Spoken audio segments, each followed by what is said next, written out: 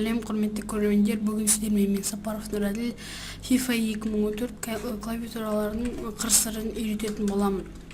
Ең бірінші біз тренировкаға кірейік. Бізде ең бірінші жаттығу допты айналдырып тебу. Допты айналдырып тебу үшін біз Z мен D-ні қатар басамыз. Z мен D-ні қатар басқанда міне допты айналдырып тебеді. Бұл суреттерді экраннан көрсететін боламын. Міне көрдіңіздер, айналдырып қосылып кетті. Және де екінші қырсылары ілікпету. Ілу үшін Q мен D-ні қатар басамыз. Q мен D-ні қатар басқанда қақпашының үстінен іліп кетеді. Міне екінші рет көрсетіп жіберейін. Міне осылай кетіп жатқанда үстінен Q мен іліп кетесіздер. Міне келесі жылға қателесті. Міне бұл да қателесті. Үстіп шабуылдаған кезде үстінен іліп кетеміз міне. Ал екінші клавиатураның қырсылары, яғни айтқанда, орысша айтқанда через себя тебу. Олай айтқанда, допты тіке вратарға қарсы тебу үшін міне капсулок пен D-ні қатар басамыз.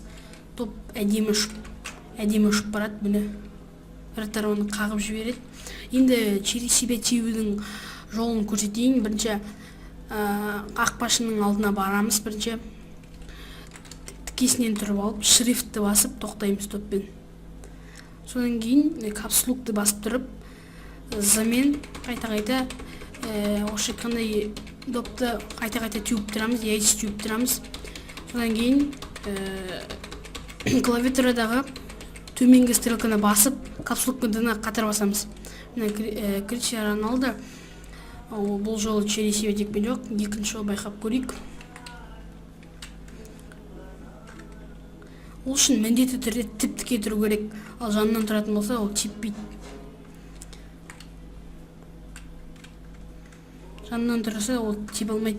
Жанға қарай айналып тебеді. Жаңа айтқанда төменгі стрелканы басып, D-ні қатар басамыз. Бірнеше рет қайталап көресіздер, онда Криштиану Роналду өзі через себя тебеді. Міндетті түрде айтып өтейін, 5 жұлдызды ойыншыларды алу керек. 5 жұлдызды ойыншыларды алу керек. Сіздермен болған мен Сапаров Нұрәділ. Келесі кездескенше саламатта болыңыз.